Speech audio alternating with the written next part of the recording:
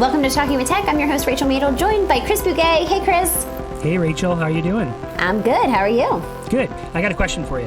Okay. Are you a fan of The Matrix? Have you ever seen those movies? Do you know what I'm talking about with those movies? Yes. Do you know about the new movie that just came out? I don't know about the new movie that just came out. I do know about the old Matrix a long time ago with Keanu Reeves. I don't know about the new Matrix. So you've seen that movie then. Is it like, when's the last time you've seen it? Has it been like 100 years ago since you've seen it? That sort of thing? Yes. It was a long time ago. So if you're like going to ask me specific details, you're going to be really disappointed. No, I'm not. Well, actually, I have a couple stories to share about The Matrix. You mind if I share them right now and kind of share some? I'm going to nerd out on you as I typically do with these sorts of things. So let's go. So let's see. The Matrix and I have a long history together. The Matrix came out in the late 90s, and I was working at Kent State so I was going to get my master's from Kent State University in Ohio. And while I was doing that full-time, I was also working almost full-time at a movie theater, and that's when The Matrix came out. So I was working in a movie theater. And so I remember it was a mind-blowing experience, right? New special effects, really the whole idea of like a virtual reality that we're living in, spoiler alert for a movie that's many, many years old. It was really a groundbreaking movie for its time. And then it came out with 2 sequels that we don't need to talk about those sequels. They're eh. But the new movie just came out, right? Where it just came out in movie theaters and it just came out on HBO Max. And one of the things my family and I have been doing is sort of reintroducing the kids to some of the foundational movies when we were growing up. And so The Matrix is certainly one of those foundational movies. And then, of course, we watched the sequels and then watched the new one that came out. And the reason I'm spending so much time with this, well, actually, the couple of side stories, too.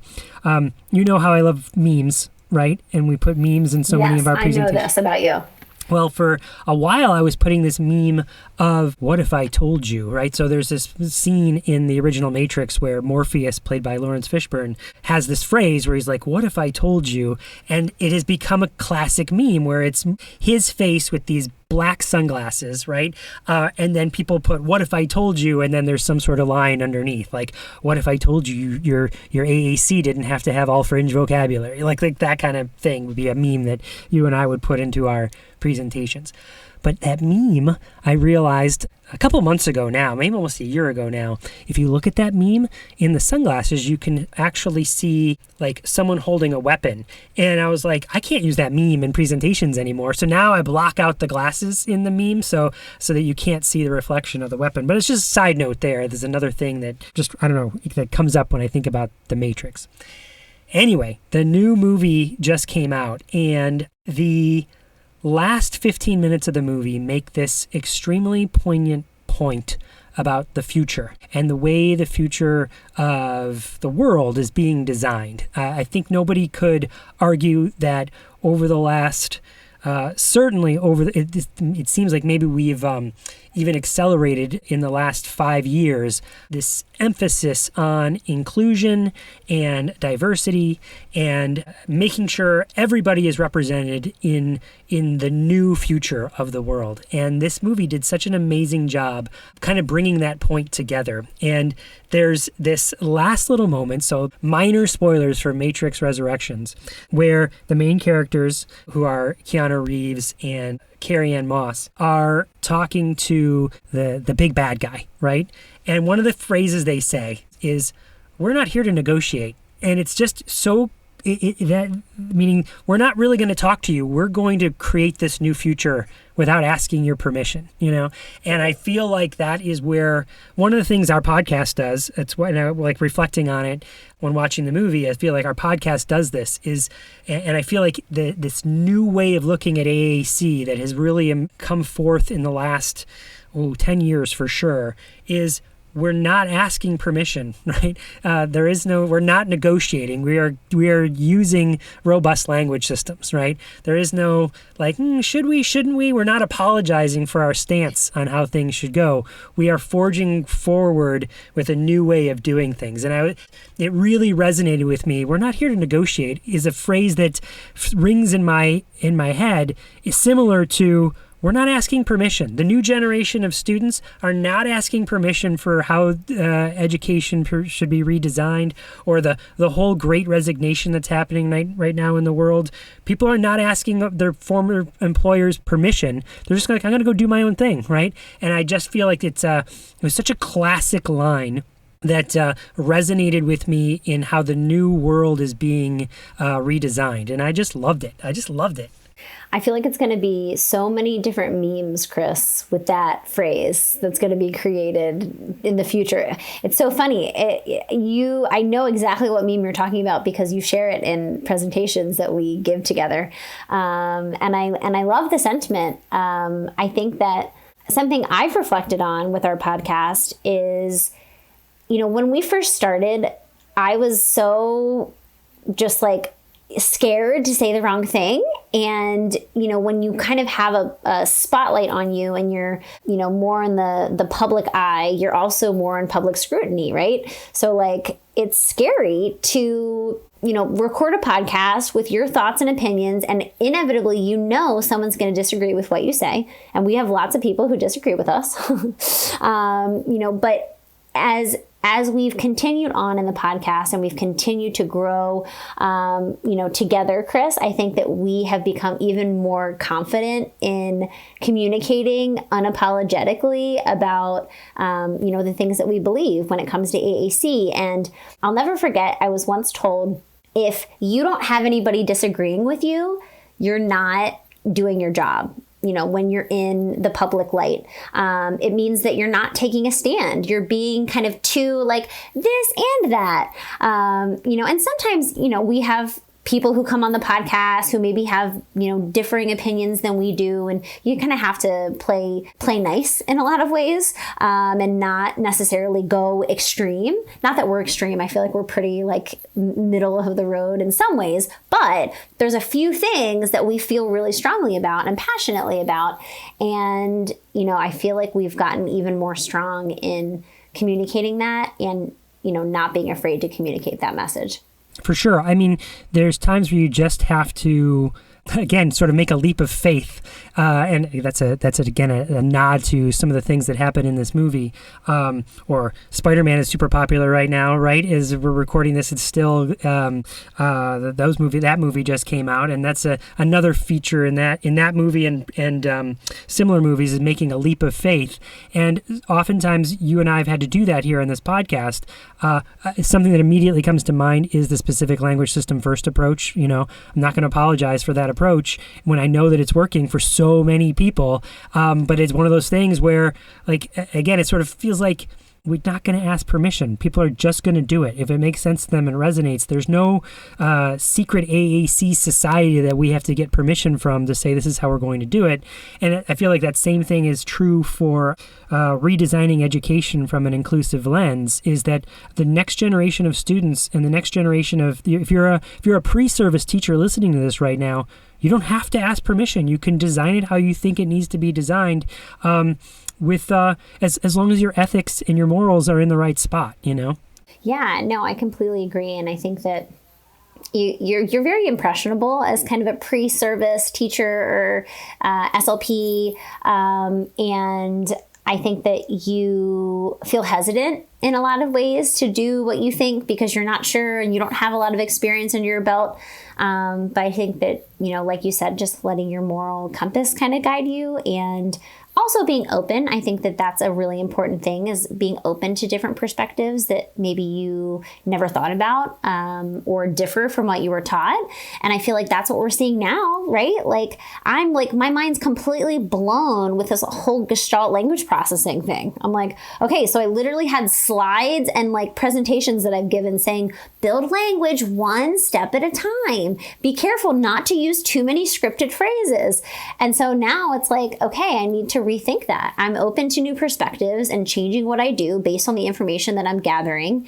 And it's just like, it's interesting when you think about how things can evolve. But I think that takes ultimately a curiosity and openness and willingness to hear other perspectives other than the ones that you are familiar with, or, what you think basically is right.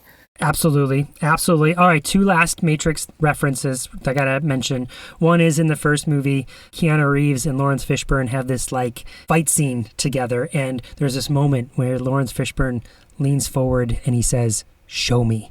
And it just sticks in my head when he says, "Show me," over and over again. It seems to me like it's such a core vocabulary moment, like "show me." Like it's a strategy's words I would use over and over again if I was modeling. Show me, show me, show me.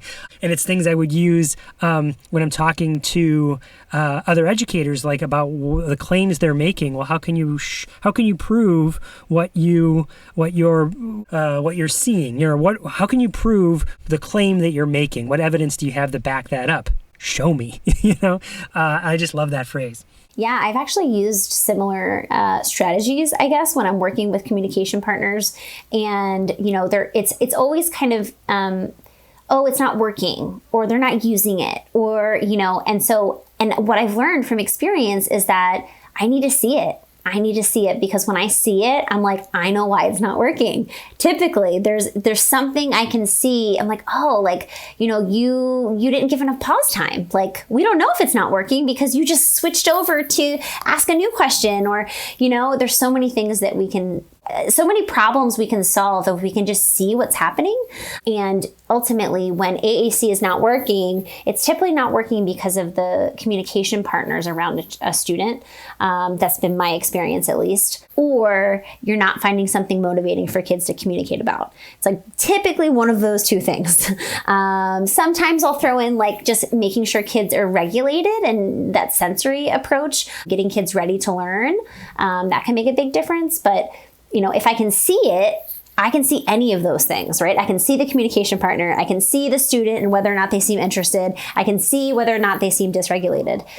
So if they can show me, then I can help in ways that I'm not able to. But that's always a big challenge, right? Because I need to either be there or they need to take a video. But I really feel like that's so powerful. All right, one last thing with the Matrix here. Now, the Matrix is all about a virtual reality world, right? That there's killer robots that have taken over humanity and forced them to live in this make-believe world, virtual reality.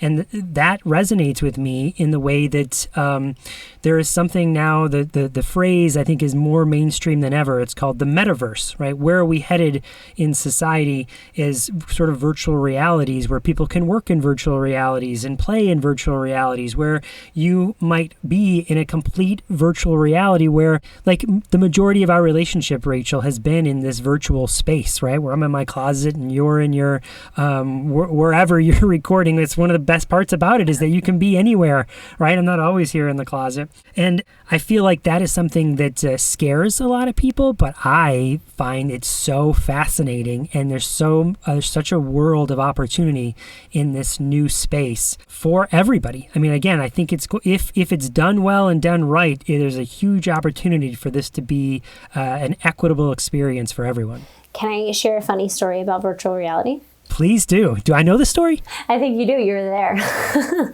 Okay, so Chris and I had the pleasure of having an in-person Talking with Tech meeting over the holidays. And Chris came to my mom's house in Delaware.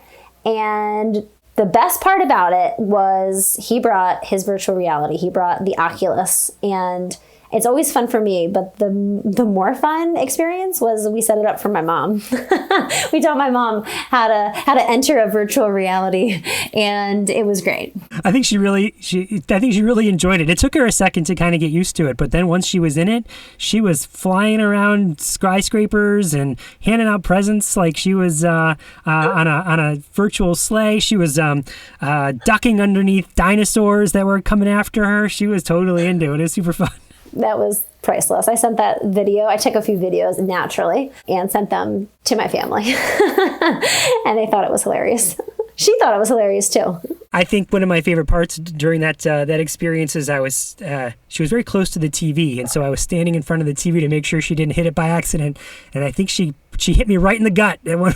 She did. Thank God you were saving that TV because she got a little crazy, which is so funny. Actually, there's tons of clips on social media of people doing virtual reality and doing crazy things because they think they're like jumping off a cliff or, you know what I mean? It's just like, it's so crazy how immersive the experience can be. And you really feel like you're there, like with dinosaurs or flying or, you know, whatever it is that you're experiencing. It just feels so real. Yeah. And again, super important opportunities I think will come up here where you can practice situations in a safe space and make mistakes before you go into actual reality, right? I mean, imagine taking a virtual tour of your middle school when you're in elementary school and you're feeling intimidated and scared to go into that environment, but you could put on your virtual reality headset and walk around and maybe even have some interactions with the staff that are going to be there. And that's just one, or a future job site that you might be working on, and you could be practicing what that job, know what that job is going to be, watch videos, practice using technology like pieces of equipment that you might be working with, and be able to do that in a safe place where you make mistakes and do it collaboratively. That's another thing that I feel like it's in our future, Rachel, that we'll be recording some sort of podcast together in Facebook Horizons or some other virtual reality world. And it's not that new, to be honest with you. I was telling you the story when we were there. Beth Post and I have presented in Second Life many, many years ago for patents back in Indiana.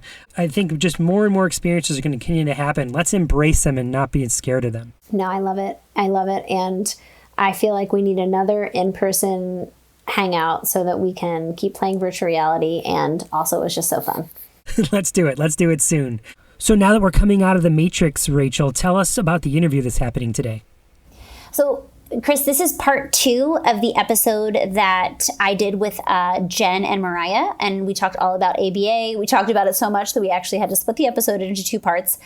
So this is the second half of the interview I did with Jenifer Eaton and Marya Hoff.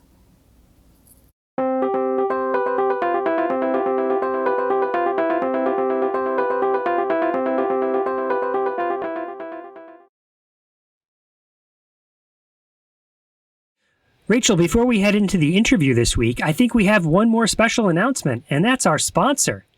Yes, I am super excited for this collaboration with the company Vooks.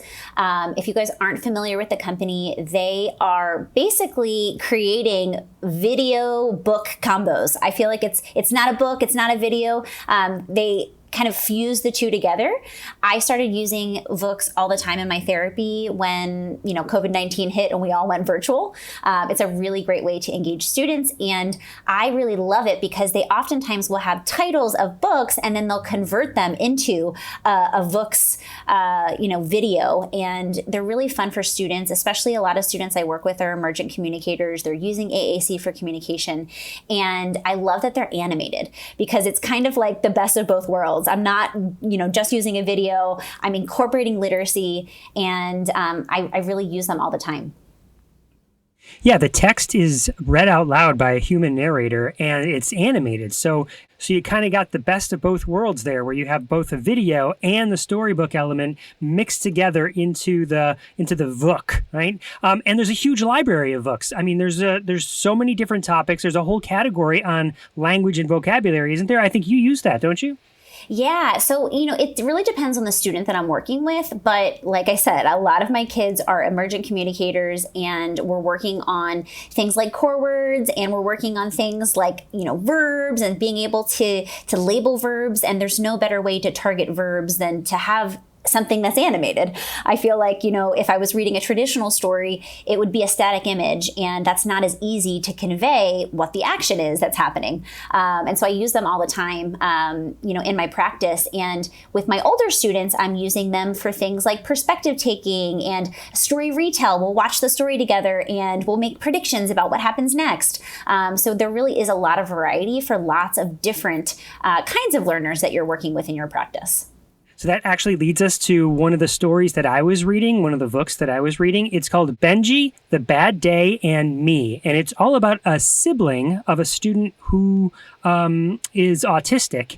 And the sibling is going through and feeling his emotions and how it feels maybe to feel a little bit maybe pushed to the side. That's how he feels. And then he's talking about his day and how he sort of goes unnoticed because of his brother's experience and how everyone's sort of focusing on his brother. And then, of course, there's a cute resolution at the end. And then at the end of this book, there was a whole author's note sort of explaining the genesis of the story and what different plot points meant and how it actually worked into the actual person's life. So it sort of fits perfectly. It's not just for students with disabilities that we're working with. It's really a tool meant for every student. I love that this company is really starting to think about neurodiversity affirming approaches. And we've talked a lot about that on the podcast. We had Rachel Dorsey on. Definitely check out that episode if you haven't listened to it. But I think the conversations that we have with students about autism, a lot of students have the experience of having an autistic student in their class next to them. And so I think that, resources like this can be really valuable in, when we're selecting materials and when we're deciding, which book or book we're going to, incorporate into our lesson. We can, use titles like this to really help move the conversation forward and start building awareness for our students around neurodiversity. One of the things I absolutely love about this particular product is that you can access it virtually anywhere, right? So there's an app, you can access it from the website, you can use the device, whatever device the student might have or you might have, you can access it and then they can access the book in whatever platform that works best for them. Yeah, I tend to use the web-based version because I'm doing a lot of work telepractice-wise and I'm sharing my screen and using annotate features to kind of circle specific words. I was just doing this yesterday with a student. I was reading a story. I was reading a book, and I was working on reading comprehension with this student, and I was using the highlight tool to annotate, specific keywords, and then, typing in the question onto the actual screen. And so I like to use the web-based version, but it's really awesome that they have, app also for, families and clinicians who are kind of on the move, going into classrooms, things like that. I think it's really accessible. And I know we talk about this strategy quite a bit about when you're watching a video to pause the video and then talk about it intermittently. And of course, you can do that. And we discovered the keyboard shortcut of hitting a space bar to pause the video, which then you can use very frequently to discuss the story points or whatever the topic is that you're trying to draw out with the person that you're working with. Also, Rachel, I didn't know if you noticed this, but there's an activities section to the website, which was new to me. The last time I had looked at books, I didn't realize that there was an activities section. So I started digging in there and playing with all the different printables. I know that's something we are always wrestling with is implementation. And how do I use this book? Well, here's a bunch of activities that go along with different stories that help you integrate the story into your work. Yeah, and I think it's also important to just remind our listeners, we can incorporate core language into any book. So I feel like this, resource can be really valuable in sharing with your students and doing it in a way that's really interactive. There's a book that's called Stop and Go. And, those are two core words, right? It's literally in the title. It's a repetitive type of book where you're, hearing the same language over and over again. Perfect opportunity to model on a student's AAC system. So if you want to learn more about Vooks, go over to Vooks.com and you can sign up to get a 7-day free trial. And you don't have to take our word for it. You can try it for yourself. Yes, we love Vooks, and I think you guys will love it too.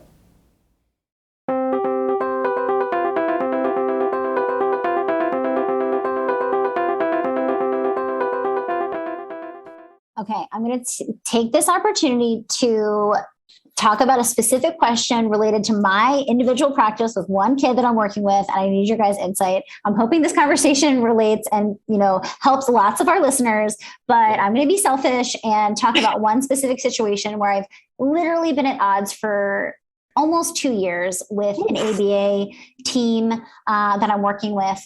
So let me give you a little of the backstory. I've been trying to be the best, most collaborative, supportive, understanding version of myself.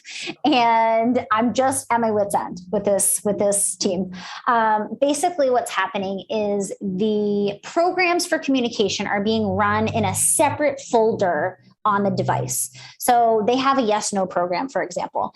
They're not using the yes/no on the home page, which is where I would like them to be using it. They're in some separate folder that only has 2 options, yes and no. And they're just asking a bunch of random questions that like really don't even feel motivating or relevant to the student. Like, is this an eraser? Like, is this an elephant? And that's how they're practicing, this idea of yes, no concepts. So what I've explained to the team is, if we actually hope for all of the work that you're doing to generalize to actually like spontaneous language, so actually having the student be able to answer a yes/no question, then we need to be training the motor plan for where that button is. So the moment a child thinks yes, they can execute the motor plan, which, by the way, this programs folder, the child's not able to navigate to. And has never been taught to navigate to. I have so many problems with this already. So many problems. So do I, ladies. And so, long story short, like I tried to explain like where I'm coming from. I'm like, okay, if we're going to practice yes/no questions, like, wouldn't we want to practice them in a way that would potentially generalize to a situation where the child gets asked a yes/no question and then they can then show how to execute or answer that question. And so basically we've gone back and forth and they're like, we need to do this in our way. They've used every excuse because of insurance, because we need to take data, because this is the way ABA does things. I feel like every excuse in the book they've used to try to defend why they're teaching vocabulary in such a discrete trial training way. And then they're not actually like ever generalizing it to the homepage. So my first thought was like, okay, maybe I'll like meet them halfway. I hate that they're doing this, but like, maybe you guys run the yes/no program in the folder, and then you have another program that's like for generalization where you run the program on the homepage to practice the motor plans.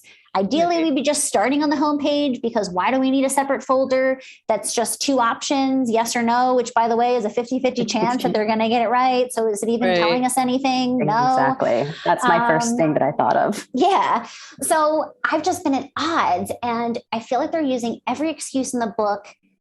And I don't know what to do. I really don't. They just keep pushing back, and this kid gets 40 hours of ABA a week, and they're doing so many communication programs, by the way. It's not just like 1 or 2. It's just like most of the time they're spending training communication on the system in a way that I actually feel like is detrimental. Like I actually feel like it's like hurting him at this point, because we're giving all these communication expectations, and then he has no way to actually generalize the skill, on his full system where he has access to all the words. We're like saying, sure, we can help you, learn how to answer a yes question or a no question, but then we will not teach you how to get to that word that we just practiced for the last 30 minutes. And you'll have no way of actually, succeeding in being able to respond to that question on your own. Well, my first thought is I would report them to the board. That's just my first thought. Oh my God, I didn't even know that was an option. You can go on the BACB website and you can report them, number 1. Okay. Number 2, if you feel it's detrimental to this child's learning, then you are a mandated reporter, and that is something that I wouldn't take lightly. Okay. Number 1. Great. This is a great, we need to link to this in the show notes. I feel like we created a monster, like so many SLPs are like, I'm reporting them to the board. Okay, everybody, don't go reporting every BCBA, to. No, you have to have a valid reason with proper documentation. And you said this has been 2 years, right? 2 years, you feel it's been detrimental. So that's a long period of time. That is a very long time. 6 months is a long time. 3 months is a long time. Yeah. A month is a long time. That's just crazy. Number 1. Number 2, as you guys mentioned, the 50-50 chance. Yes, that's terrible. Number 3, the motor planning, that's difficult for this child. So you're making the response effort more difficult. Mm-hmm. So do you know what the response effort is in the ABA world? I do, but explain it for our listeners who don't know.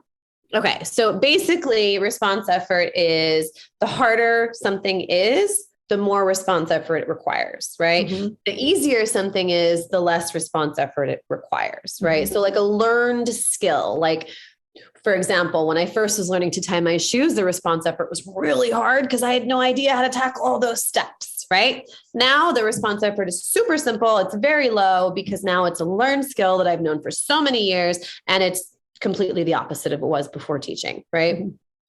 So do you want to add anything, Maria?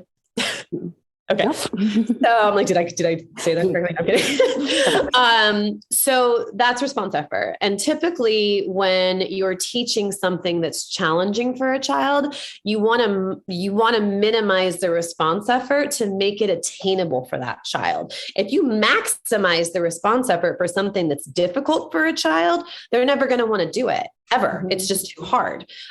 You have to meet them where they're at and make it easier for them in order to build. It's like scaffolding, right? Mm-hmm. You want to make sure that they can do the first step before they can do the third step. You wouldn't ask a child that's just learning to brush their teeth to do the entire task analysis without maybe learning each step prior, maybe practicing prior, doing it with mom and dad, or doing it with their dolls, or practicing on their dog, or whatever they want to do to make it fun. Mm-hmm. The ultimate goal is the increased response effort, but that takes time and practice and finesse and patience and planning and care. If you start with making it difficult from the very beginning, it's just going to be too hard. And it's not a guarantee that that child will ever learn that skill. And you're going to run into noncompliance. And you're going to run into behaviors, you're going to run into noncompliance. It's hard. And so if you start by making it difficult, why would they want to do that when I can just like throw my iPad across the room and maybe get out of it anyways, instead of telling you no, right? Mm-hmm. So there's that. The other thing I have an issue with is the type of program that they're running, because if they're running, there's two different types of yes, no programs that we would typically teach. It's preference first, because you teach children learn to say no first before they say anything. Like look at any 2-year-old or 3-year-old where they say all day long, no, maybe they say it cute, but still it's no. And so I would never teach factual, which is this an eraser, before teaching preference, because preference just, it's the prequel to factual ID, right? Yes, there's a time and a place for both, but preference is actually more of a foundational skill that you need to teach first, because we have a little guy right now that's just nodding his head yes and shaking his head no for preference. And like, we are having dance party after dance party after dance party right now because it's just amazing, right? But like, this took a lot of time and practice, and we started an imitation and we did it in playful ways. And now he's finally responding and imitating and doing it. And I would never teach, do you want, or is this is this the phone first? That's a higher order skill. So it's the same thing. The response effort is harder, right? So you basically need to meet the child where they're at, make it easier for them. If it's too hard, then you need to find a way to pull back and scale back to make it easier. And then you can always push them, to a different level later on. That's shaping 101. So those are all my issues with that. I have to tell you, I already told this to the team about why would we start asking yes, no questions? First of all, that who cares if it's an eraser? That's my first, I don't care. I mean, that's this just kid doesn't care. Nobody cares that it's an eraser. Yeah. And I think it has to be meaningful for the kiddo. Like yes, I agree. Go ahead. But the second thing is, like you said, it's like, let's follow like typical language development here. Like kids start saying no according to preferences and yes according to preferences before they ever start answering questions that are more complicated and, abstract. And so, this child does not have a consistent way to say that he does not want something. He does not say no. He pushes things away. There's lots of, nonverbal communication that he shows us, but he's not using the language to say no, or yes, for that matter. And so I already said this to them, and I don't think they changed anything. So, well, if he can't navigate to get to the folder where his yes, no buttons are, then how is he supposed to respond to you? Like, that's number one on my plate. Like, really, what's the point of teaching this to this child if he can't access it when you're not there? That's what we tell parents all the time. We want to teach your child to do everything, and we want to teach you what we know so that, when we're not around, you guys know what to do. I mean, that's the goal. They're with your children more. I mean, we could go on and on, but I do have another question about that case. Is it an insurance case? Yes. It hasn't been the same BCBA since the entire time you've been on there. I would ask the parents to ask for a new supervisor. Mm-hmm. Absolutely. Yeah. I would say that these are all of the problems, and maybe switch companies. Yeah, that is exactly what I've said. Yeah. The mom loves me. So I feel like, I mean, it's a lot. It's hard. I get it. Like that's a big transition and, you know, we get it. I mean, all of the clients that we have come to us pretty much unhappy from other agencies. So it's a big switch and we've seen the switches happen and it's a process. It's not easy. And especially when you have a little one on the line that's learning, you know, and you want to make sure you sustain their learning. And so we get that. But 2 years is a really long time and there's really not any more time to waste. So you could report them or you could ask for a new supervisor or you could switch companies and, you know, just state that this is what my child needs according to, you know, our speech therapist as far as speech and communication and language. And the only way that we can work together is through this collaboration piece. Mom can set those boundaries or dad, whomever, or mom and dad, you know, so. Well, thank you for making me feel better about what I've done and that I'm not crazy. Because I was like, am I not understanding like some secret rule about ABA that I don't know about? Like, but to hear you guys kind of affirm that you disagree with this makes it feel like, no, it's not the way ABA does things. That makes me feel a lot better. So thank you for validating my experience. Well, I think too, like, absolutely. And I think like, just to kind of touch on that a little bit, like, you know, there are a lot, and we know of them. We know about the rigid ABA. We've seen it. We've heard it. You know, we've experienced it. And I think there's this new progression of ABA that's really shifting to more of a naturalistic and collaborative approach, because what was done, you know, 40, 50 years ago, as far as like the Lovaas approach and stuff like that, we've seen companies that still continue to implement only from that perspective. And a lot of the families come out unhappy because there's no room for generalization. There's no room for socialization. There's no room for naturalistic opportunities. And I think this kind of new era ABA is really going into more of this naturalistic teaching and using these opportunities to kind of as your pedestal, if you will, right? Because that is where you need to use it. So if you're trying to teach social skills at a table one-to-one with an adult where there's no distractions and you play the same game 15 times and it's the same peer and it's the same comments and we go back and forth and back and forth, I'm going to throw the game across the room because I'm done, right? That doesn't make learning fun. Like, playing a game is playing a game. It needs to be exciting. It needs to be fun. It needs to be social and communicative. And did I say playful? Probably, but I'll say it again. Because that's what children like and that's what they need. And at the end of the day, we should let them be little and not be teaching to not be able to generalize these skills because that is a dead end. It just is. Right. Or teaching them just to respond. That's where I have a big issue with a lot of that roteness when it comes to ABA is just respond to me. Just respond to me. No. You're a child. You need to have spontaneous language. You need to come up and do spontaneous comments and, you know, join my attention when you feel that it's appropriate. Like, I don't want to be the only one speaking. I want this to be a reciprocal conversation or, you know, game or whatever it happens to be. And that's where the fun comes in. I mean, I love it when kids start telling jokes. I had a client call me Wonder Woman today. I was like, yeah, that one's going to stay. I like that one. I am Wonder Woman today. No, I love it. And like, we know that kids learn best when they're having fun. You know, we all like when we're engaged and motivated and it doesn't feel like work, it feels so effortless. It's like, that's when kids are learning the most. I have one little kid that I sing the entire 2 hours. I don't talk. I don't say anything. I sing. Yeah. And you know that he does not like my singing anymore. Really? Yeah. He protests if I sing. So I say, I can sing or no. And he shakes his little head no. And I'm like, I'll just talk then. No problem. I sang all day today. That's so funny. I think he likes your voice better. He literally Grandma did tell me I should be on Broadway. I know. I told Grandma yesterday, I was like, he's crying when I sing. All right, I'll talk. That's fine. I love it. I love how you guys really prioritize like keeping it fun and engaging. And I think, generally speaking, you're a lot more naturalistic in your approach than, maybe a lot of other ABA therapists that a lot of our listeners maybe have had interactions with. I'm curious because this is like the burning question. I think right now there's a very big movement against ABA, anti-ABA. We're hearing from a lot of autistic adults saying ABA was harmful to me. I'm really curious what your guys' thoughts are on that. I mean, obviously, it sounds like you guys are doing things a lot differently. But, how do you respond to an autistic adult who says ABA hurt me?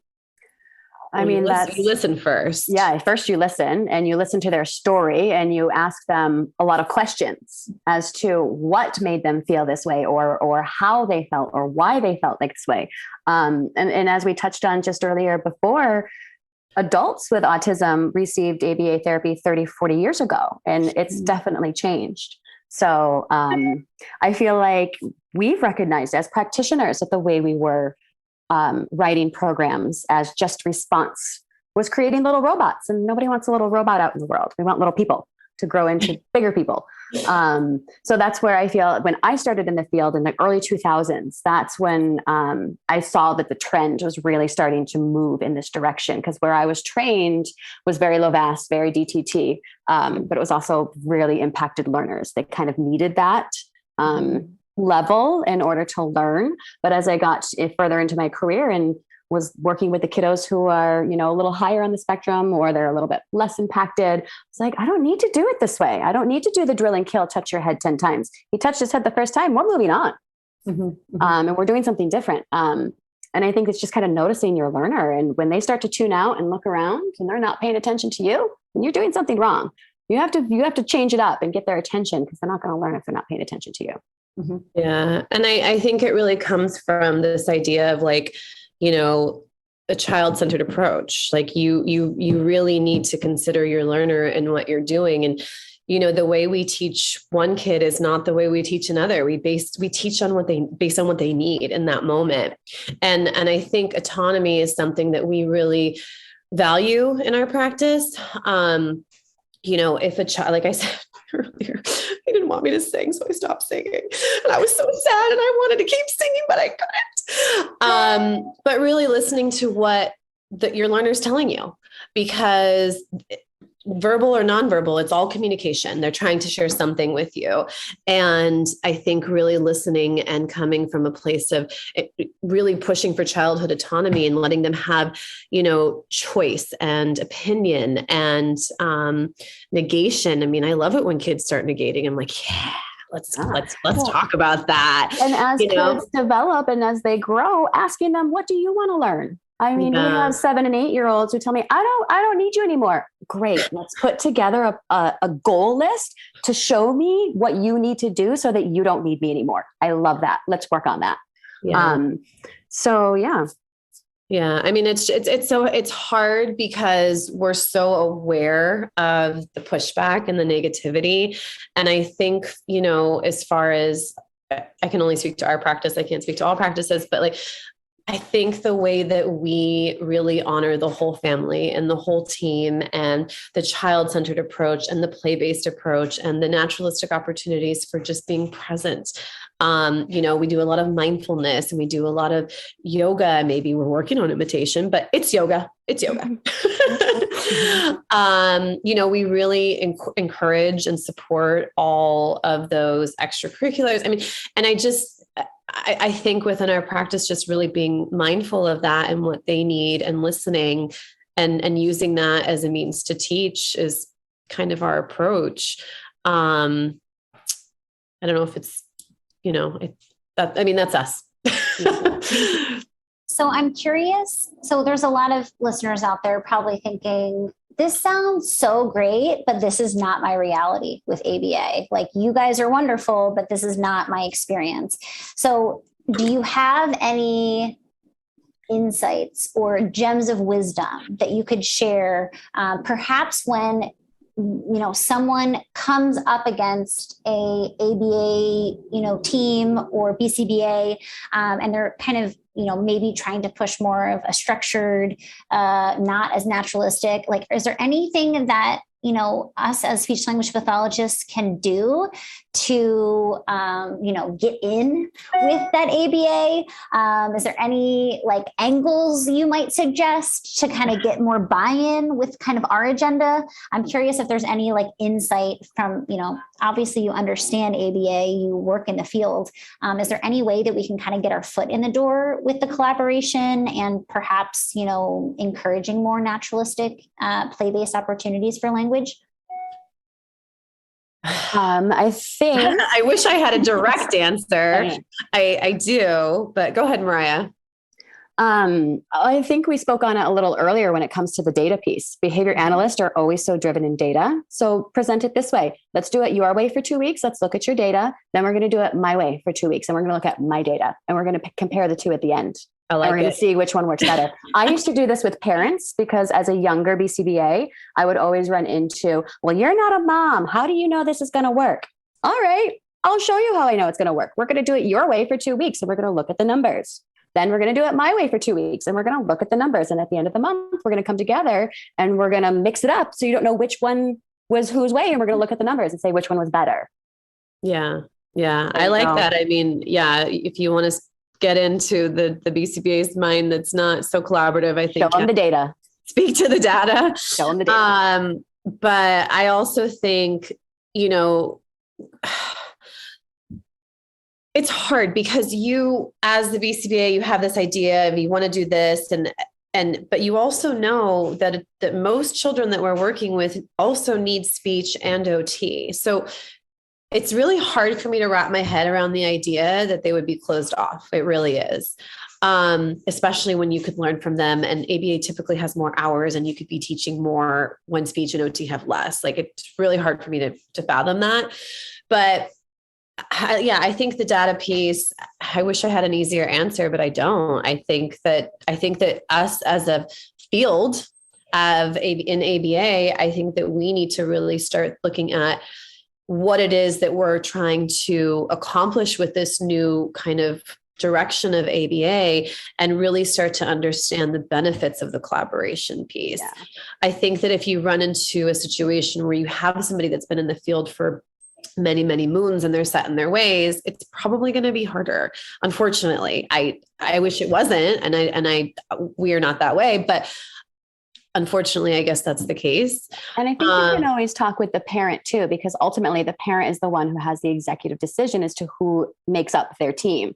So if you can say, hey, this has been going this way for 2 years, everything's stagnant, we're not progressing, and start poking at the parent and, poking that bear, wake them up. Yeah. Show them some videos of ABA a different way. Go to YouTube, look at the play base, show them what's out there. Maybe they don't know that there's something better out there. Yeah. And I like that. I think, getting the parents really involved and really being an advocate for their child to show them that there are different ways to do this. And I also think, if you get that hard pushback, then that's not the right ABA team for you. Yeah. It's not. There has to be a better way. Because like I said earlier, the fact that you would even get pushback is really hard for me to wrap my head around. I get pushback a lot, you guys. I mean, we have our BIs go to speech therapist sessions and OT sessions. It's not just us that collaborate. We have our whole team collaborate because we want them to learn from the best as well. Yeah, it's the whole team. It's RBIs, RBT. I mean, where everybody goes to speech, everybody goes to ABA. We all join the meetings. We're all involved. We had a 2-hour OT meeting recently, and like the whole team came. Like, we're there to support that child's whole need, not just your isolated version of that. And if I go back to the insurance piece, what you're going to run into sometimes is like, well, that's not behavior analytic in nature. Well, as a BCBA, you can find a way to make that behavior analytic in nature. Okay, this child has a sensory need. Okay, so then let's write goals for different ways that we can work on fine motor and gross motor, and oral motor imitation, right? Or whatever it might be. So there are ways to do it. You just have to be creative and willing to figure out how to make it be behavior analytic in nature while still accommodating the additional needs of speech and OT. Yeah. Because when you think about it, before insurance, it was, the regional center. Oh, we can't do that because it's not a regional center goal, or that's a school goal. That's not they're all goals. This is the child. All the goals are their goals. It shouldn't be separated between school and home and community and here and there. All the goals need to be worked on in all the environments with all the people, because that's what's going to teach our learner. Yeah. Done and done. Totally. Listen, it's a hard question though, because I wish there was an easier answer for it. I do. Yeah. And, I have to share too, that I think that it's my same experience with some SLPs. It's like, we've been doing this for 30 years and this is the way I do things. And this is the way I see success. And this is what I'm always going to do. Right. So my hope is that, for all of our fields, ABA, speech, OT, we have a young generation of clinicians who are eager to learn new ways, better ways, more naturalistic ways, incorporating the voices of autistic adults, especially. I don't know about you guys, but for ASHA, our, American Speech and Hearing Association, there's a triangle for evidence-based practice. And, obviously we need evidence and research. We need experience with that specific thing. So like trying it in our practice and seeing, how it goes. But then the third piece of that is listening to our clients. And I think that piece is sometimes overlooked. And I think as a field in general, working with individuals with disabilities, I think that we're now starting to really have our eyes opened to the experiences of adults with disabilities, whether that's an AAC user or an autistic adult, being open to listening and really having that shape what we do and how we do it. I'm hoping, like, for us as, a field collectively, we can really do that, and we can have, a newer generation of clinicians who are, really prioritizing that and trying to, just be better, because now we know better, Absolutely. Well, I always tell people when they say, I've been doing this way for 30 years, and say, well, do you want to drive the same car for 30 years? Because the car you drove 30 years ago might get you from point A to point B, but guess what? There's a newer model. It just came out this year and it'll get you there faster. It also has a backup camera, which makes going in reverse a lot easier. And power steering and power windows and all the luxuries that we afford today that, didn't exist. Yeah. So I do ABA in the same way. Yeah. And I hear you too, as far as, pushback from other SLPs. I was in an IEP, I don't know, I think maybe 6 or 7 months ago, and a speech therapist came on and recommended a ridiculous amount of speech. It was like 1 times 30 per month in a group, right? This child's nonverbal. Like, that's ridiculous. And on top, three at the time, right? And wait, so explain this to me. 30 minutes a month? Once a month. Of speech therapy? Yeah. In a group. That's it? In a group. Yeah. Oh, yikes. That was the school recommendation. And so when I contested that and I said, this is not appropriate, and then I also suggested AAC, the speech therapist was like, well, we'll teach PECs. And if you want to get AAC, then maybe we can bring that on board, but we're not really sure. And I'm like, Wrong answer. And this woman, she was lovely and nice, but she had clearly been in the field for a long time. It was, this child could have eaten her alive. Like, she was a small, fragile woman and elderly, and he's a big guy. And I looked at the, afterwards, not only what was said, and the fact that as a BCBA, I recommended an AAC and got pushback from an SLP, and not to mention that just all of it. I was like, I looked at the parents and I was like, nope, moving on. Nope. So we've seen it too, even in our field, when we recommend things and people are like, well, what is that? Well, let me teach you. Let me show you. Totally. Get on board. Yeah. Oh man, PECs. That's a whole nother podcast episode. I know. That was like my heart. Ugh. I know. And from an SLP at that, come on, speech therapy. Exactly. So it's all fields. We see it too. Totally. Yeah. Okay, ladies, how can people get in touch with you if they're interested in learning more, or perhaps they're in Orange County and they're like, this is the ABA team I need to work with? They can reach out to us at info@rootedinplay.co, or they can go onto our website, which is just www.rootedinplay.co. Awesome. Thank you guys or so Instagram much. too. Sorry, I guess. Oh yeah, you guys have Instagram. We'll link to Yeah. all that in the show notes. Send me an email and I'll make sure it gets in the show notes. Awesome. Thank you ladies so much for coming on and sharing your experience. Like I said, I think a lot of people are going to be like, I wish, my ABA experience was like this. But I think for me, it helped me understand that every time a BCBA said to me, this is the way ABA does things, that's not true. So that was my aha moment from this discussion, is that it's not reality. And I wasn't a rigid person. Yes, I wasn't missing some information about ABA that I didn't know about. It was just they're being rigid and not being open to collaboration. Yeah, absolutely. Which makes me cringe. Awesome. Okay, ladies, thank you guys so much. Thank you. It's a pleasure to be here. Yeah, this is really great conversation. Thank you, Rachel. Absolutely. For Talking with Tech, I'm Rachel Mado, joined by Jenifer Eaton and Marya Hoff. Thank you guys so much for listening, and we'll talk to you guys next week.